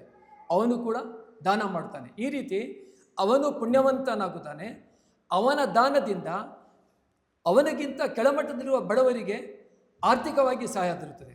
ಇದೆಲ್ಲ ರಂಜಾನ್ ತಿಂಗಳಲ್ಲಿ ಉಪವಾಸ ಮುಖಾಂತರ ಇದೆಲ್ಲ ಈ ಒಳ್ಳೆಯ ಗುಣಗಳು ಉಂಟಾಗುತ್ತವೆ. ಇನ್ನೊಂದು ಉಸ್ತಾದ್, ನನ್ನೊಂದು ಪ್ರಶ್ನೆ ಏನು ಅಂತ ಹೇಳಿದರೆ, ಇದು ಭಾರತ ದೇಶ, ಇಲ್ಲಿ ಎಲ್ಲ ಧರ್ಮದವರಿದ್ದೇವೆ, ನಾವೆಲ್ಲರೂ ಕೂಡ ಸರ್ವ ಧರ್ಮವನ್ನು ಪ್ರೀತಿಸುವವರು. ಹೀಗಿರುವಾಗ ಈ ಒಂದು ರಂಜಾನ್ ತಿಂಗಳಲ್ಲಿ ಮುಸ್ಲಿಂ ವ್ಯಕ್ತಿ ದಾನವನ್ನು ಮಾಡ್ತಾನೆ ಅಂತ ಆದರೆ ಅವನು ಮುಸ್ಲಿಮರಿಗೆ ಮಾತ್ರ ದಾನ ಮಾಡಬೇಕಾ, ಅಥವಾ ಉಳಿದ ಧರ್ಮದ ಪಾಪದವರಿಗೆ ಕೂಡ ದಾನವನ್ನು ಮಾಡಬಹುದಾ ಅನ್ನೋ ಪ್ರಶ್ನೆ. ಬಹಳ ಒಳ್ಳೆಯ ಪ್ರಶ್ನೆ ಮಾಡಿದ್ದೀರಾ, ತುಂಬ ಸಂತೋಷವಾಯಿತು. ಕುರಾನಿನಲ್ಲಿ ಸ್ಪಷ್ಟವಾಗಿ ಹೇಳಲಾಗಿದೆ, ದಾನ ಮಾಡಲಿಕ್ಕೆ ಬರೀ ಅವಶ್ಯಕತೆ ಮಾತ್ರ ಒಂದು ಇದು ಇರೋದು ಮಾನದಂಡ, ಧಾರ್ಮಿಕ ಮಾನದಂಡ ಇಲ್ಲ. ನನ್ನ ಮುಂದೆ ಅವಶ್ಯಕತೆ, ಯಾರಿಗೆ ಯಾವ ವಸ್ತುವಿನ ಅಗತ್ಯ ಇದೆ ಅವನಿಗೆ ಅಂತ ಸಹಕಾರ ಮಾಡಿದ್ರೆ ಪುಣ್ಯ ಸಿಗುತ್ತದೆ. ಅದರಲ್ಲಿ ಅವನು ನನ್ನ ಧರ್ಮದ ವ್ಯಕ್ತಿಯೋ ಪರಧರ್ಮದ ವ್ಯಕ್ತಿಯೋ ಅವನು ಯಾರು ಅಂತ ನೋಡುವ ಇದಿಲ್ಲ, ಅವಶ್ಯಕತೆ ಇಲ್ಲ. ಅಷ್ಟೇ ಏಕೆ, ಪ್ರವಾದಿಯವರು ಹೇಳ್ತಾರೆ, ಪ್ರಾಣಿಗಳಿಗೂ ಕೂಡ ನೀವು ನೋಡುವ ಒಂದು ಕಾಳಿನ ಮೇಲೂ, ಪ್ರಾಣಿಗೆ ನೀವು ಪಕ್ಷಿಗಳಿಗೆ ನೀವು ಕೊಡುವ ಒಂದು ನೀರಿನ ಒಂದು ಹನಿಯ ಮೇಲೂ ನಿಮಗೆ ಪುಣ್ಯ ಸಿಗುತ್ತದೆ, ಕೊಡಿರಿ ಅಂತ ಹೇಳುತ್ತಾರೆ. ಒಳ್ಳೆಯ ಪ್ರಶ್ನೆ ಕೇಳಿದ್ದೀರಾ. ಯಾಕೆಂದರೆ ಮಸ್ಜಿದ್ನಲ್ಲಿ ಸಾಮಾನ್ಯವಾಗಿ ಮುಸ್ಲಿಂ ಸಹೋದರ ಬರ್ತಾರೆ, ನಮ್ಮ ಬೇರೆ ಸಹೋದರರು ಬರೋದಿಲ್ಲ. ಅದಕ್ಕೋಸ್ಕರ ನೀವು ಬಂದು ನೋಡಿ, ನಮ್ಮ ಇದು ಮಗ್ರಿಬ್ನಲ್ಲಿ ಸೂರ್ಯಾಸ್ತದ ಸಮಯದಲ್ಲಿ ನಾವು ಇದು ಆಹಾರ ಪದಾರ್ಥಗಳನ್ನಿಟ್ಟು ನಾವು ಉಪವಾಸ ಇರ್ತೀವಲ್ಲ, ನಮ್ಮ ಇದರ ಮೇಲೆ, ನಮ್ಮ ಮೇಜಿನ ಮೇಲೆ ಯಾರಾದರೂ ಬರಲಿ ನಾವು ಅವರನ್ನು ನಿಷೇಧಿಸುವುದಿಲ್ಲ, ಎಲ್ಲರಿಗೂ ನಾವು ಕಳ್ಕೊಳ್ತೀವಿ. ಒಳ್ಳೆಯ ಪ್ರಶ್ನೆ. ದಾನ ಧರ್ಮ ಯಾರಿಗೆ ಅಗತ್ಯವಿದೆ ಅವರಿಗೆ ದಾನ ಮಾಡಿದರೆ ಅದುವೇ ಶ್ರೇಷ್ಠವಾದ ಪುಣ್ಯ ಅಂತ ಕುರಾನ್ನಲ್ಲಿ ಸ್ಪಷ್ಟವಾಗಿ ಹೇಳಲಾಗಿದೆ. ಇನ್ನೊಂದು ಪ್ರಶ್ನೆ, ಉಪವಾಸ ಬಿಡುವಂಥ ಸಂದರ್ಭದಲ್ಲಿ ನಿಮ್ಗೆ ಬೇಕಾಗಿರುವಂತಹ ಪ್ರೀತಿಯ ಭಕ್ಷ್ಯಗಳನ್ನು ನೀವು ತಿಂತೀರಾ. ಇದನ್ನು ನೀವು ತಿನ್ನುವಂತಹ ಆಹಾರ ಪದಾರ್ಥಗಳನ್ನು ಹಿಂದೂಗಳು ಮಾಡಿ ನಿಮ್ಮನ್ನು ಪ್ರೀತಿಯಿಂದ ಬನ್ನಿ, ಇದನ್ನು ಸ್ವೀಕರಿಸಿ ಅಂತ ಕರೆದ್ರೆ ನೀವು ಬರ್ತೀರಾ ಇಲ್ವಾ? ತಾವೊಬ್ಬ ಕರಿ ಸರ್, ನಾನು ಬರ್ತೀನಿ, ಯಾವ ಅಭ್ಯಂತರ ಇಲ್ಲ. ಕುರಾನಲ್ಲಿ ಎಲ್ಲೂ ಹೇಳಲಾಗಿಲ್ಲ ಅನ್ಯ ಧರ್ಮೀಯರ ಊಟ ಮಾಡಬಾರ್ದು ಅಂತ ಹೇಳಲೇ ಇಲ್ಲ. ಕರಿಬೇಕು. ಮತ್ತು ಪರಸ್ಪರ ಸಹೋದರತೆ ಯಾವ ರೀತಿ ಕುರಾನಲ್ಲಿ ಸ್ಪಷ್ಟವಾಗಿ ಹೇಳಲಾಗಿದೆ, ವಲಾ ತಸುಬ್ಬುಲ್ಲದೀನ ಯದುಊನ ಮಿನ್ ದೂನಿಲ್ಲಾ, ಅಂದರೆ ಬೇರೆಯವರು ಯಾವ ವಸ್ತುಗಳನ್ನು ದೇವ ಎಂದು ತಿಳಿದುಕೊಂಡು ಪೂಜಿಸುತ್ತಾರೆ ಅವರ ಪೂಜನೀಯ ವ್ಯಕ್ತಿಗಳಾಗಲಿ ಪೂಜನೀಯ ವಸ್ತುಗಳಾಗಲಿ ನೀವು ಅದರ ವಿರುದ್ಧ ಕೆಟ್ಟದಾಗಿ ಹೇಳಬಾರ್ದು ಅಂತ ಕುರಾನ್ನಲ್ಲಿ ಆದೇಶಿಸಲಾಗಿದೆ. ಯಾಕಂದರೆ ಇದು ಪರಧರ್ಮ ಸಹಿಷ್ಣುತೆಯ ಇದು ಪಾಠ. ಇದು ಇಂಥ ಸಂದರ್ಭದಲ್ಲಿ ನಾವು ಹೆಮ್ಮೆಯಿಂದ ಹೇಳಬಹುದಾದರೆ ಈ ಪರಧರ್ಮ ಸಹಿಷ್ಣುತೆ ಮತ್ತು ಭಾವೈಕ್ಯತೆ ಮತ್ತು ಎಲ್ಲ ಧರ್ಮದವರು ಸೇರಿ ಒಂದು ಸಂತೋಷದಿಂದ ಸಹೋದರಾಗಿ ಬಾಳುವ ಒಂದು ನೋಡಬೇಕಾದರೆ ಇಡೀ ಪ್ರಪಂಚದಲ್ಲಿ ನಮ್ಮ ದೇಶ ಶ್ರೇಷ್ಠ ದೇಶ ಭಾರತ ಮಾತ್ರ. ಅದಕ್ಕೆ ಒಂದು ಉತ್ತಮವಾದ ಉದಾಹರಣೆ ಎಂದು ಹೇಳಲು ನನಗೆ ತುಂಬ ಹೆಮ್ಮೆ ಆಗುತ್ತದೆ. ಈ ಒಂದು ಸಂದರ್ಭದಲ್ಲಿ ಎಷ್ಟೋ ಹಿಂದೂ ಯುವಕರು, ಮುಸ್ಲಿಂ ಯುವಕರು ಅಥವಾ ಇತರ ಯಾವುದೇ ಧರ್ಮದ ಯುವಕರು ಧರ್ಮದ ಹೆಸರಿನಲ್ಲಿ ಯುದ್ಧ ಮಾಡ್ಕೊಳ್ತಾರೆ. ಅವರಿಗೆ ನಾವೆಲ್ಲರೂ ಒಂದೇ ಅಂತ ಹೇಳುವಂತಹ ಮಾತನ್ನು ನಿಮ್ಮ ಬಾಯಲ್ಲಿ ಯಾವ ರೀತಿ ಹೇಳಲಿಕ್ಕೆ ಇಷ್ಟಪಡ್ತೀರಾ? ನಾನು ನಮ್ಮ ಬಾಯಿ ಬಿಟ್ಟು ದೇವರ ಪುಸ್ತಕದಲ್ಲಿ ಹೇಳುತ್ತೇನೆ. ಖಂಡಿತ. ಕುರಾನಲ್ಲಿ ಎಷ್ಟೋ ಜಾಗದಲ್ಲಿ ಹೇಳಲಾಗಿದೆ, ಯಾ ಯುಹನ್ನಾಸ್, ಎಲೈ ಮಾನವರೇ, ಎಲೈ ಮುಸ್ಲಿಮರೇ ಅಲ್ಲ, ಎಲೈ ಮಾನವರೇ, ಇತ್ತಕೂ ರಬ್ಬಕು, ನೀವೆಲ್ಲರೂ ನಿಮ್ಮ ಸೃಷ್ಟಿಕರ್ತನಲ್ಲಿ ಭಯಪಡಿರಿ. ಅಂದರೆ ಸೃಷ್ಟಿಕರ್ತನ ಒಂದು ಕೆಲವು ಆದೇಶಗಳಿವೆ, ಆ ಆದೇಶಗಳನ್ನು ಮೀರದಿರಿರಿ, ಅದರ ಬಗ್ಗೆ ಭಯಪಡಿರಿ. ಏನಂದರೆ ಅಲ್ಲದಿ ಖಲಕಕುಂ ಮಿನ್ ನಫ್ಸಿನ್ ವಾಹಿದತಿನ್, ಆ ಸೃಷ್ಟಿಕರ್ತ ಪರಮಾತ್ಮ ಮೊಟ್ಟ ಮೊದಲಿಗೆ ನಿಮ್ಮೆಲ್ಲರನ್ನು ಒಂದೇ ಒಂದು ಜೀವಿಯಿಂದ ಸೃಷ್ಟಿಸಿದ್ದಾನೆ. ತರುವಾಯ ವ ಖಲಕ ಮಿನ್ಹಾ ಝೌಜಹ, ಆ ಜೀವಿಯಿಂದ ಅದರ ಪತ್ನಿಯನ್ನು ಉಂಟು ಮಾಡಿದ್ದಾನೆ. ವ ಬಸ್ಸ ಮಿನ್ಹುಮಾ ರಿಜಾಲನ್ ಕಸೀರ ವ ನಿಸಾ, ತದನಂತರ ಆ ಇಬ್ಬರಿಂದ, ಮೊದಲ ಮಾನವ ಮತ್ತು ಆ ಮೊದಲ ಮಹಿಳೆ, ಆ ಇಬ್ಬರಿಂದ ಅನೇಕ ಸ್ತ್ರೀಯರನ್ನು ಪುರುಷರನ್ನು ಉಂಟು ಮಾಡಿ ಜಗತ್ತಿನಾದ್ಯಂತ ನಾವೇ ಹರಡಿಸಿದ್ದೇವೆ ಅಂತ ಕುರಾನ್ನಲ್ಲಿ ಹೇಳಲಾಗಿದೆ. ಅಂದರೆ ಆ ಮೊದಲ ಮಾನವ ಯಾರು? ಅವರೇ ಹಜರತ್ ಆದಮ್. ಆ ಮೊದಲ ಮಹಿಳೆ ಯಾರು? ಅವರೇ ಹಜರತ್ ಹವ್ವ, ಅವರ ಪತ್ನಿ. ಈ ಇಬ್ಬರು, ಮೊದಲ ಮಾನವ ಮೊದಲ ಮಹಿಳೆ, ಇವರು ಹಜರತ್ ಆದಮ್ ಮತ್ತು ಹಜರತ್ ಹವ್ವ. ಎಲ್ಲ ಮಾನವರು ಅವರದೇ ಸಂತತಿ. ಅಂದರೆ ನಾವೆಲ್ಲರೂ ನಮ್ಮ ಧರ್ಮ ಬೇರೆ ಬೇರೆ ಇರ್ಬೋದು, ಆಚರಣೆಗಳು ಬೇರೆ ಇರ್ಬೋದು, ಮೂಲಕ್ಕೆ ನೋಡಿದರೆ ನಾವೆಲ್ಲರೂ ಹಿಂದೂಗಳು, ಮುಸ್ಲಿಮರು, ಕ್ರೈಸ್ತರು, ಬುದ್ಧರು, ಜೈನರು, ಸಿಖ್ಖರು, ಎಲ್ಲರೂ ವಿಶ್ವದಲ್ಲಿ ಇರುವ ಎಲ್ಲ ಜನರು, ದೇವರಿಗೆ ನಂಬುವರು, ದೇವರಿಗೆ ಧಿಕ್ಕರಿಸುವ ಎಲ್ಲರೂ ಕೂಡ ಮೂಲವಾಗಿ ಒಂದೇ ತಂದೆ ತಾಯಿಯ ಮಕ್ಕಳು. ಇದು ನಮ್ಮ ನಂಬಿಕೆ. ಇದನ್ನು ಯಾರು ಒಪ್ಪುವುದಿಲ್ಲವೋ ಅವನು ಏನಾದರೂ ಆಗಬಹುದು, ಮುಸ್ಲಿಮ್ನಾಗಲು ಸಾಧ್ಯವೇ ಇಲ್ಲ. ಇದಕ್ಕಿಂತ ಹೆಚ್ಚಾಗಿ ಬೇಕಾ? ಇದು ಇಸ್ಲಾಮಿನ ಇದು ಧರ್ಮನಿಷ್ಠವಾದ ಇದು ಆದೇಶವಾಗಿದೆ. ಎಲ್ಲರೂ ಸಹಬಾಳ್ವೆಯಿಂದ ಬದುಕಬೇಕು. ಯಾವ ರೀತಿಯಲ್ಲಿ ಈ ಜಮೀನು, ಈ ಭೂಮಿ ಇದು ನನ್ನ ಅಪ್ಪನ ಸೊತ್ತಲ್ಲ. ಅಲ್ಲಾಹನು ಹೇಳುತ್ತಾನೆ, ಇನ್ನಲ್ ಅರ್ಜಲಿಲ್ಲ, ಲೋಕದಲ್ಲಿ ಇರುವ ಎಲ್ಲ ಭೂಮಿಯು ಇದು ಅವನ ಒಡೆತನವಾಗಿದೆ, ಪರಮಾತ್ಮನ. ಈ ಲೋಕದ ಮೇಲೆ ಬಾಳುವವರೆಲ್ಲರೂ ಪರಮಾತ್ಮನ ದಾಸರು.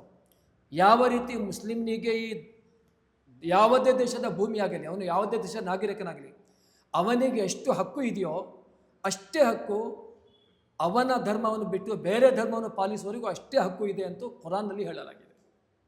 ಇನ್ನೊಂದು ಪ್ರಶ್ನೆ, ಸಂಜೆ ಹೊತ್ತು, ಬೆಳಗ್ಗೆ ಹೊತ್ತು, ಮಧ್ಯಾಹ್ನದ ಹೊತ್ತು ಅಜಾನ್ ಕೂಗುವುದನ್ನು ನಾವು ಕೇಳ್ತೇವೆ. ಅನ್ಯ ಧರ್ಮೀಯರಾಗಿರುವ ನಮಗೆ ಅದರ ಬಗ್ಗೆ ಏನೂ ಗೊತ್ತಿಲ್ಲ. ಇವಾಗ ತಿಳಿದುಕೊಳ್ಳುವಂಥ ಹೊತ್ತು ಬಂದಿದೆ. ಏನು ಈ ಅಜಾನ್ ಕೂಗೋದು ಅಂದರೆ ಏನಿರುತ್ತೆ? ಆ ಒಂದು ಮೈಕದಲ್ಲಿ ಪಠಿಸುವಂತಹ ಆ ಮಂತ್ರಗಳು ಏನಿದು? ಇದು ಎಲ್ಲ ಪುಸ್ತಕಗಳಲ್ಲೂ ಕೂಡ ಅದರ ಅರ್ಥ ಸಿಗುತ್ತದೆ. ಅಲ್ಲಾಹು ಅಕ್ಬರ್ ಅಂದರೆ ಹೌದು, ಒಬ್ಬ ಮುಸ್ಲಿಮನ ಪ್ರಕಾರ ಅವನ ಶ್ರದ್ಧೆ ಅಲ್ಲಾಹನಲ್ಲಿರುವುದು. ಹೌದು. ನನಗೆ ನನ್ನ ಧರ್ಮದ ನನ್ನ ವಿಶ್ವಾಸದ ಪ್ರಕಾರ ಅಲ್ಲಾಹನೇ ಶ್ರೇಷ್ಠನು. ಅಶ್ಹದು ಅಲ್ಲಾ ಇಲ್ಲ ಇಲ್ಲಲ್ಲ, ನಾನು ಹೇಳುತ್ತೇನೆ ಅವನ ವಿನ ಯಾರೂ ಪೂಜ್ಯ ಇಲ್ಲ. ಮುಸ್ಲಿಮನಂದರೆ ಏಕದೇವ ವಿಶ್ವಾಸ, ಅದನ್ನು ಅವನು ಉಚ್ಚರಿಸುತ್ತಾನೆ. ಅಶ್ಹದು ಅನ್ನ ಮುಹಮ್ಮದ್ ರಸೂಲುಲ್ಲಾ ಅಂದರೆ ಹಜರತ್ ಮೊಹಮ್ಮದ್ ಸಲ್ಲಾಸಮ್ನವರು ದೇವರ ಅಂತಿಮ ಪ್ರವಾದಿಗಳು ಅಂತ ಹೇಳ್ತಾನೆ.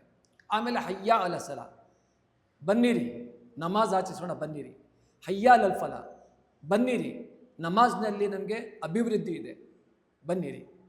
ಅಲ್ಲಾಹು ಅಕ್ಬರ್, ಅಲ್ಲಾಹು ಅಕ್ಬರ್, ಅಲ್ಲಾಹ್ ಶ್ರೇಷ್ಠನು, ಅಲ್ಲಾಹನೇ ಶ್ರೇಷ್ಠನು, ನಮ್ಮಲ್ಲಿ ಯಾರೂ ಶ್ರೇಷ್ಠನಲ್ಲ. ಯಾಕೆಂದರೆ ಇದು ಹೇಳಲು ಚಿಕ್ಕ ಚಿಕ್ಕ ಪದಗಳು, ಆದರೆ ಇದರ ಅರ್ಥ ಸಮುದ್ರದಷ್ಟು ಆಳವಾಗಿದೆ.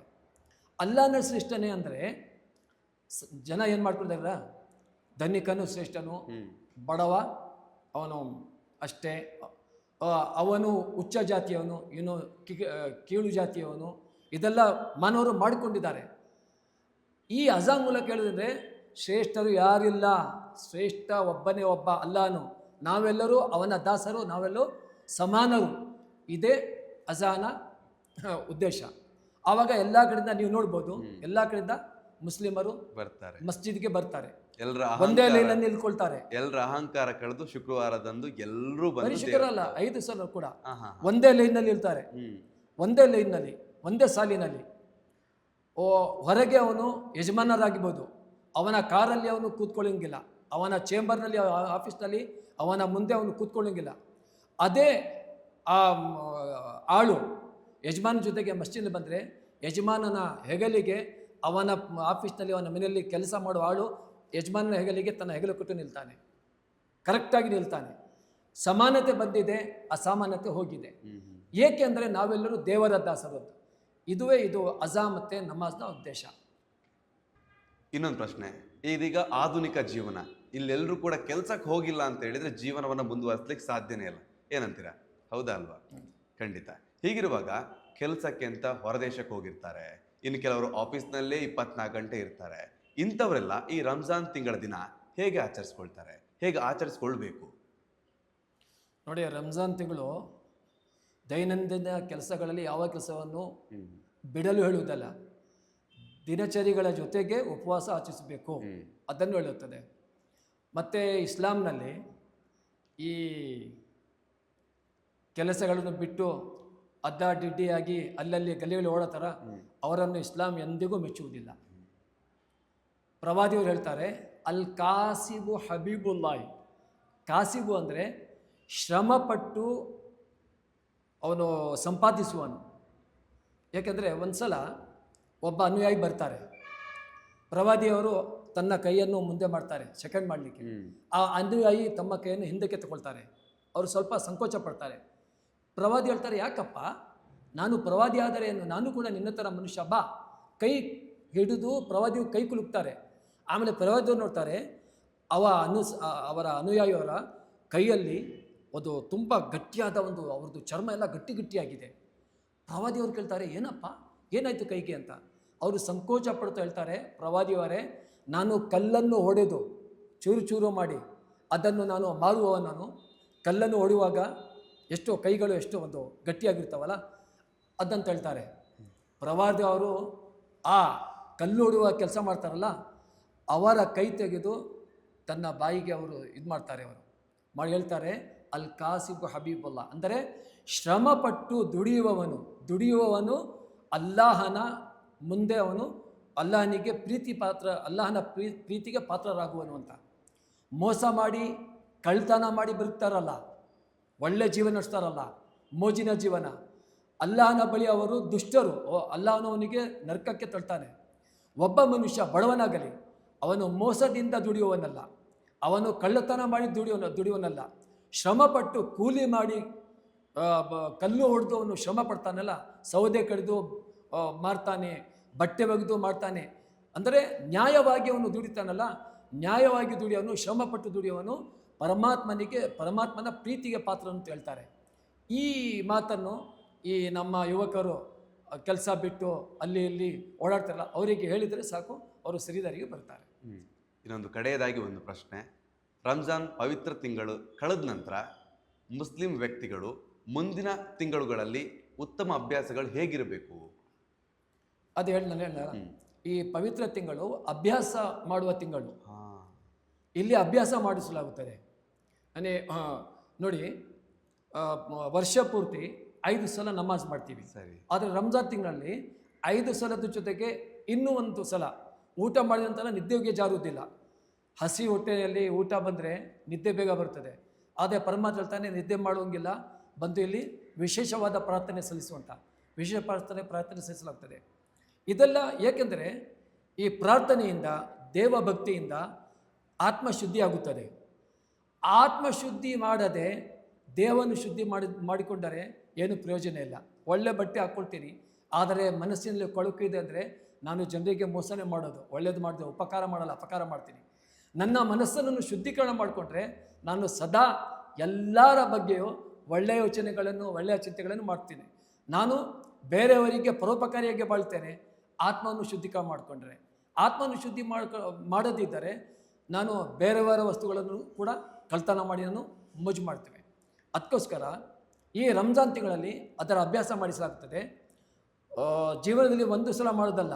ನಾನು ಹೇಳ್ತೇನಲ್ಲ, ಮನುಷ್ಯ ಮರೆಯುವ ಗುಣ ಹೊಂದುವವನು, ಬೇಗ ಮರೆತು ಬಿಡ್ತಾನೆ, ದುಃಖವನ್ನು ಮರೆತು ಬಿಡ್ತಾನೆ, ಸಂತೋಷವನ್ನು ಮರೆತು ಬಿಡ್ತಾನೆ, ಅದೇ ಥರ ಪರೋಪಕಾರ ಮಾಡುವುದನ್ನು ಮರೆತು ಬಿಡ್ತಾನೆ. ಅದಕ್ಕೋಸ್ಕರ ಮನುಷ್ಯ ಮರೆತಬಾರ್ದು ಅಂತ 11 ತಿಂಗಳು ಬಿಟ್ಟು 12 ತಿಂಗಳು ರಂಜಾನ್ ತಿಂಗಳಿಗೆ ಪುನಃ ಅವನಿಗೆ ಅಭ್ಯಾಸ ಮಾಡಿಸಲಾಗ್ತದೆ. ದಾನ ಧರ್ಮಗಳು ಮಾಡೋದು, ಮತ್ತು ಆತ್ಮ ಶುದ್ಧೀಕರಣ ಮಾಡೋದು, ಪರೋಪಕಾರಿ ಕಾರ್ಯಗಳನ್ನು ಮಾಡೋದು, ಅಗತ್ಯವುಳ್ಳವರಿಗೆ ಸಹಾಯ ಮಾಡೋದು. ಸಹಾಯ ಮಾಡುವಾಗ ಇವನು ನನ್ನ ಧರ್ಮದವನು, ಇವನು ಬೇರೆ ಧರ್ಮ ನೋಡಲೇಬಾರ್ದು ಯಾವ ಮನುಷ್ಯನು. ಯಾಕೆಂದರೆ ಒಬ್ಬ ಮನುಷ್ಯ ಇಸ್ಲಾಮಿನ ಪ್ರಕಾರ ಅವನು ಸಹೋದರ, ಮೂಲವಾಗಿ ಒಂದೇ ತಂದೆ ತಾಯಿಯ ಮಕ್ಕಳು.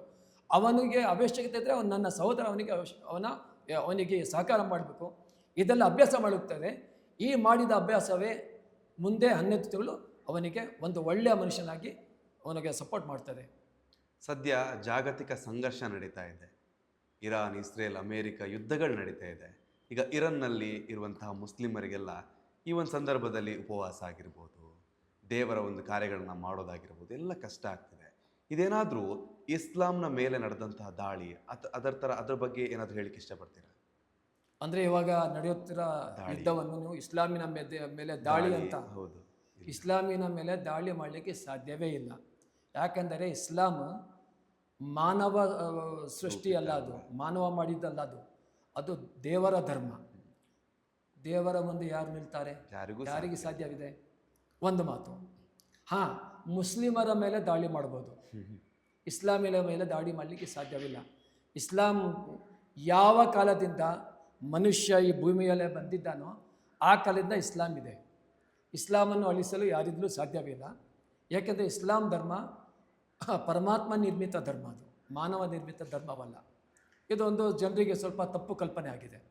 ಬೇರೆ ಅಂದರೆ ನೋಡಿ, ಒಂದು ಮಾತು, ಇವಾಗ ಒಬ್ಬ ಪುಂಡ ಮನುಷ್ಯ ಅವನು ಬೇರೆಯವನಿಗೆ ನೋಡ್ತಾನೆ, ಅವನಲ್ಲಿ ಯಾವ ಥರದ ನಿಶಕ್ತಿ ಇದೆಯೋ ಅದನ್ನೇ ಗುರಿ ಮಾಡಿ ಅವನ ಮೇಲೆ ಅವನು ದಾಳಿ ಮಾಡ್ತಾನೆ ಅಲ್ವಾ? ಶಕ್ತಿವಂತರ ಮುಂದೆ ಅವನು ಹೋಗಲ್ಲ. ಒಬ್ಬ ಮನುಷ್ಯನಲ್ಲಿ ಎಂತಹ ಒಂದು ಹೀನತೆ ಇದು ನೋಡಿ ಆ ಹೀನತೆಯಿಂದ ಅವನು ಇದು ಮಾಡ್ಕೊಳ್ತಾನೆ, ಅವನು ಉಪಯೋಗ ಮಾಡ್ಕೊಳ್ತಾನೆ. ಅದೇ ರೀತಿ ಪ್ರಬಲವಾದ ರಾಷ್ಟ್ರಗಳು ಏನಾದರೂ ಒಂದು ಅವರಲ್ಲಿ ಏನಾದರೂ ಇರುತ್ತೆ, ಈ ರಾಷ್ಟ್ರದಲ್ಲಿ ಇಂತಹ ಸಂಪತ್ತಿದೆ, ಪೆಟ್ರೋಲ್ ಸಂಪತ್ತಿದೆ, ಬೇರೆ ಖನಿಜ ಸಂಪತ್ತಿದೆ, ಅದನ್ನು ನಾವು ಹೇಗೆ ಕಬಳಿಸಬೇಕು ಅದಕ್ಕೆ ಅವರು ಪ್ಲಾನ್ ಮಾಡಿ ಸೂಕ್ತ ಸಮಯ ಹುಡುಕ್ತಾರೆ. ಹೆಚ್ಚಾಗಿ ನೀವು ನೋಡ್ಬೋದು, ರಂಜಾನ್ ತಿಂಗಳಲ್ಲಿ ಎಲ್ಲ ರಾಷ್ಟ್ರವ್ಯಾಪಿಯಾಗಿ ಮುಸ್ಲಿಂ ರಾಷ್ಟ್ರಗಳಲ್ಲಿ ಮುಸ್ಲಿಂ ಜನಸಂಖ್ಯೆ ಜಾಸ್ತಿ ಇದು, ರಾಷ್ಟ್ರವ್ಯಾಪಿಯಾಗಿ ಎಲ್ಲರೂ ಉಪವಾಸ ಮಾಡ್ತಾರೆ. ಉಪವಾಸದಿಂದ ನಿಜವಾಗಿ ಹೇಳೋದಾದ್ರೆ ಸ್ವಲ್ಪ ಇದು ಬಲಹೀನತೆ ಆಗುತ್ತೆ ದೈಹಿಕವಾಗಿ. ಬೇರೆ ಕಡೆ ಮನಸ್ಸು ಹೋಗಲ್ಲ, ಎಲ್ಲ ಧರ್ಮಾಚರಣೆ, ಭಯ, ಭಕ್ತಿ, ಶ್ರದ್ಧೆ ಕಾರ್ಯಗಳಲ್ಲಿ ನೀಡ್ತಾರೆ. ಅಂಥ ಒಂದು ಸಮಯವನ್ನು ಈ ಬೇರೆ ದೇಶದವರು ಇದ್ದಲ್ಲ, ಅವರು ಮೋಸದ ಮನಸ್ಸಿರುವವರು ಅಂಥ ಸಮಯವನ್ನು ಬಳಸ್ಕೊಂಡು ಯುದ್ಧ ಮಾಡ್ತಾರೆ, ದಾಳಿ ಮಾಡ್ತಾರೆ. ಅದೇ ಇವಾಗ ನಡೀತಾ ಇರೋದು. ಇಸ್ಲಾಮಿನ ಮೇಲೆ ದಾಳಿ ಅಲ್ಲ, ಅವರದು ಯಾವುದೋ ಒಂದು ಉದ್ದೇಶ ಇದೆ, ಅಲ್ಲಿ ಯಾವುದೋ ಒಂದು ಸಂಪತ್ತು ಇದೆ, ಇವರ ಬಳಿ ಇಲ್ಲ, ಅದನ್ನು ಕಬಳಿಸಬೇಕು, ಅದಕ್ಕೆ ಯುದ್ಧ ಮಾಡ್ತಾ ಇದ್ದಾರೆ. ಸರಿ, ಕಡೆಯದಾಗಿ ಒಂದು ಪ್ರಶ್ನೆ. ನಾವು ಉಪವಾಸದ ಬಗ್ಗೆ ಮಾತಾಡ್ತಿದ್ವಿ, ಅದರ ಬಗ್ಗೆ ಮಾತನ್ನು ನಿಲ್ಲಿಸೋಣ. ಉಪವಾಸ ಮಾಡೋದ್ರಿಂದ ಆರೋಗ್ಯಕ್ಕೆ ಏನೆಲ್ಲ ಲಾಭಗಳಿದೆ ಅಂತ ಉಸ್ತಾದ್ ಆಗಿ ನೀವೇನು ಹೇಳ್ಲಿಕ್ಕೆ ಇಷ್ಟಪಡ್ತೀರಾ? ನಾನೊಬ್ಬ ಧಾರ್ಮಿಕ ವ್ಯಕ್ತಿ. ಉಪವಾಸದ ಎಷ್ಟೊಂದು ಅದರ ಇದೆಯೋ, ನೀವು ಒಬ್ಬ ಡಾಕ್ಟರ್ನ ಕೇಳಿ ನೋಡಿ, ಒಬ್ಬ ವೈದ್ಯರನ್ನ ಕೇಳಿ ನೋಡಿ, ಎಷ್ಟೊಂದು ಅದರದ್ದು ಇದಿರುತ್ತೆ ಅಂತ ಹೇಳ್ಬಿಟ್ಟು, ಲಾಭಗಳಿವೆ ಅಂತ. ಯಾಕಂದರೆ ತಿಂದು ತಿಂದು ತಿಂದು ಒಳಗಿರೋದು ಇದು ಅದೇನು ಮಿಷಿನ ಅದು. ಒಂದು ವಾಹನ ನಾವು ನಿರಂತರವಾಗಿ ಓಡಿಸ್ತಾ ಇದ್ದರೆ ಅದರ ಇಂಜಿನ್ ಬಿಸಿ ಆಗಿಬಿಡುತ್ತೆ. ಸ್ವಲ್ಪ ಹೊತ್ತು ವಾಹನ ನಿಲ್ಲಿಸಿ ತಣ್ಣಗಾಗಿಸ್ಬೇಕಾಗುತ್ತೆ ಅಲ್ವಾ? ಅದಕ್ಕೆ ತಣ್ಣೀರು ಆಗಬೇಕಾಗುತ್ತೆ, ಕೂಲಿಂಗ್ ಆಗಬೇಕಾಗುತ್ತೆ, ಎಲ್ಲ ಮಾಡಬೇಕಾಗುತ್ತೆ. ಫ್ಯಾನ್ ನೋಡಿ ನಿರಂತರವಾಗಿ ಓಡ್ತಾ ಇದ್ದರೆ ಅದು ಬಿಸಿ ಆಗಿಬಿಡುತ್ತೆ. ಅದೇ ಥರ ಹೊಟ್ಟೆಯಲ್ಲೂ ಎಲ್ಲ ಜೀರ್ಣ ಆಗ್ತಾ ಇದ್ದರೆ ಅದಕ್ಕೂ ಸ್ವಲ್ಪ ಒಂದು ಬ್ರೇಕ್ ಬೇಕು. ಇದರಿಂದ ಏನಾಗುತ್ತೆ ಅಂದರೆ ಒಂದು ಇದು ಶುದ್ಧತೆ ಆಗುತ್ತದೆ, ಬ್ರೇಕ್ ಆಗುತ್ತದೆ. ಅಷ್ಟೇ ಅಲ್ಲ, ಉಪವಾಸದಿಂದ ಎಷ್ಟೋ ಲಾಭಗಳಿವೆ. ಇನ್ನೊಂದು ಲಾಭ ಏನಂದರೆ ನೋಡಿ, ಇದು ಹಸಿವು ಏನಂತ ತಿಳ್ಕೊಬೇಕಾದ್ರೆ ಒಬ್ಬ ಮನುಷ್ಯ ಅವನು ಹಸಿವಿನಿಂದ ಬಳಲಬೇಕು. ಇದು ಒಂದು ಯೋಚನೆಯಿಂದ ಹಸಿವೇನೆಂದು ತಿಳಿಯಲು ಸಾಧ್ಯವಿಲ್ಲ. ಕಡ್ಡಾಯವಾಗಿ ಉಪವಾಸದಲ್ಲಿ ಹಸಿವಿಂದ ಇರಬೇಕಂತ ಒಂದು ಆದೇಶ ಇದೆ. ಈ ಸದಾಕಾಲ ತಿನ್ನುತ್ತಾ ಇರ್ತಾನಲ್ಲ, ಐಷಾರಾಮಿ ಜೀವನ ನಡೆಸಲು ಅವನಿಗೆ ಗೊತ್ತಾಗುತ್ತದೆ, ಬಡವನ ಹಸಿವು ಏನೆಂದು ಅವನಿಗೆ ಗೊತ್ತಾಗುತ್ತದೆ, ನೈಜವಾಗಿ ಗೊತ್ತಾಗ್ತದೆ. ಇದು ಒಂದು ಲಾಭವಿದೆ, ಅವನಲ್ಲಿ ಮಾನವತೆ ಬರುತ್ತದೆ.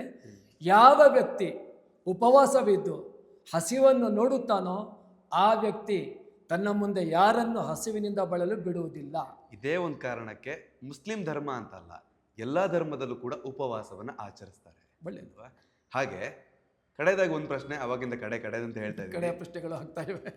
ನನಗೆ ಕ್ಯೂರಿಯಾಸಿಟಿ ಬರುತ್ತೆ ಪ್ರಶ್ನೆಗಳನ್ನು ಕೇಳುವಾಗ, ಹಾಗೆ ಒಂದು ಪ್ರಶ್ನೆ ನೆನಪಿಗೆ ಬರುತ್ತೆ. ಈ ಒಂದು ಉತ್ತಮವಾಗಿರುವಂಥ ಉಪವಾಸವನ್ನು ಎಂಡ್ ಮಾಡುವಂಥ ಟೈಮಲ್ಲಿ, ಮುಗಿಸುವಂಥ ಹೊತ್ತಲ್ಲಿ ನೀವು ಒಂದು ಖರ್ಜೂರವನ್ನು ತಿಂದು ನಿಮ್ಮ ಒಂದು ದಿನವನ್ನು ಶುರುವೋ ಅಥವಾ ಅಂತ್ಯವನ್ನು ಮಾಡ್ತೀರಾ? ಏನಿದ್ರ ವಿಶೇಷತೆ ನೋಡಿ, ಇದು ಹೊಟ್ಟೆಯಲ್ಲಿ ಒಂದು ಸಿಹಿಯನ್ನು ನಾವು ತಿನ್ನೋದು ಒಂದು ಯಾವ ಮನುಷ್ಯನಿಗೂ ಇಷ್ಟವಾದಂಥದ್ದು. ಖರ್ಜೂರದಿಂದಲೇ ಉಪವಾಸ ತಿರಬೇಕಂತ ಇದು ಕಡ್ಡಾಯವಿಲ್ಲ. ಆದರೆ ಒಬ್ಬ ಮುಸ್ಲಿಂ ವ್ಯಕ್ತಿ ತನ್ನ ಪ್ರವಾದಿಯನ್ನು ದಾಳದಿಂದ ಪ್ರೀತಿಸ್ತಾನೆ. ನಮ್ಮ ಪ್ರವಾದಿಯವರು ಯಾವ ರೀತಿ ಬಟ್ಟೆ ಹಾಕ್ಕೊಳ್ತಿದ್ದರು ಅದೇ ರೀತಿ ನಾನು ಬಟ್ಟೆ ಹಾಕ್ಕೋಬೇಕು. ಅವರು ಯಾವ ರೀತಿ ಅವರು ಧರ್ಮ ಆಚರಣೆ ಮಾಡಿದಾರೋ ನಾನು ಅದೇ ರೀತಿ ಧರ್ಮಾಚರಣೆ ಮಾಡಬೇಕು, ಅವರು ಯಾವ ರೀತಿ ಉಪವಾಸ ಇದ್ದಾರೋ ನಾನು ಕೂಡ ಅದೇ ರೀತಿ ಉಪವಾಸ ಇರಬೇಕು ಎಂದು ಒಂದು ಇವರು ಪ್ರತಿಯೊಬ್ಬ ಮುಸ್ಲಿಮನ ಶ್ರದ್ಧೆ ಭಕ್ತಿ. ಅದೇ ರೀತಿ ಪ್ರವಾದಿಯವರು ಉಪವಾಸ ತಿರುವಾಗ ಖರ್ಜೂರದಿಂದ ಉಪವಾಸ ತೆಗುತ್ತಿದ್ದರು.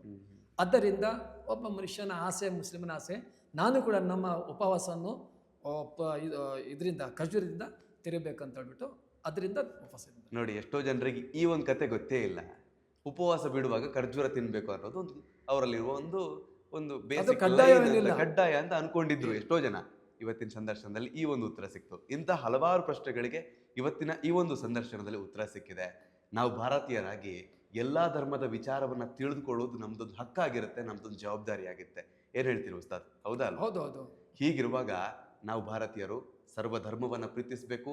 ಸರ್ವಧರ್ಮದಲ್ಲಿ ಏನಿದೆ ಎಲ್ಲ ವಿಚಾರವನ್ನು ತಿಳಿದುಕೊಂಡು ನಮ್ಮ ಮುಂದಿನ ಪೀಳಿಗೆಗೆ ನಾವೆಲ್ಲರೂ ಕೂಡ ಒಂದೇ ತಾಯಿಯ ಮಕ್ಕಳು ಅಂತ ಹೇಳೋದನ್ನ ಕಲಿಸಿಕೊಡ್ಬೇಕು. ಇವತ್ತು ನಮ್ಮ ಒನ್ ಇಂಡಿಯಾ ಕನ್ನಡದಲ್ಲಿ ಇದೇ ಒಂದು ರೀತಿಯ ಪಾಠವನ್ನು ನಾವು ಎಲ್ಲರೂ ಕೂಡ ಮಾಡ್ದಂಗಾಗಿದೆ. ನೋಡಿದಂಥ ಎಲ್ಲ ವೀಕ್ಷಕರು ತಮ್ಮ ಮನಸ್ಸಲ್ಲಿರುವಂಥ ಅಭಿಪ್ರಾಯವನ್ನ ಖಂಡಿತವಾಗ್ಲೂ ಹಂಚಿ. ನಿಮ್ಮ ಮನಸ್ಸಲ್ಲಿ ಪಾಸಿಟಿವ್ ಬರ್ಬೋದು, ನೆಗೆಟಿವ್ ಬರ್ಬೋದು, ಅದು ಏನೇ ಬರಲಿ ಅದನ್ನು ಖಂಡಿತ ಕಮೆಂಟ್ ಮೂಲಕ ಹಂಚಿ ಅಂತ ಹೇಳ್ತಾ ಮುಂದಿನ ವಿಡಿಯೋದಲ್ಲಿ ಮತ್ತೊಮ್ಮೆ ಸಿಗೋಣ. ನಾನು ಗೌತಮ್ ಹೆಗ್ಡೆ, ಧನ್ಯವಾದಗಳು. ಯಾವುದೇ ಸುದ್ದಿಯ ಅಪ್ಡೇಟ್ ಅನ್ನ ಮಿಸ್ ಮಾಡ್ಕೊಳ್ಬಾರ್ದು ಅಂದ್ರೆ ಈಗ್ಲೇ ಒನ್ ಇಂಡಿಯಾವನ್ನ ಸಬ್ಸ್ಕ್ರೈಬ್ ಮಾಡಿ. ನಿಮಗೆ ಬೇಕಾದ ಭಾಷೆಯಲ್ಲಿ ಎಲ್ಲಾ ಸುದ್ದಿ ತಿಳಿಬೇಕು ಅಂದ್ರೆ ಒನ್ ಇಂಡಿಯಾ ಆಪ್ ಅನ್ನ ಡೌನ್ಲೋಡ್ ಮಾಡ್ಕೊಳ್ಳಿ.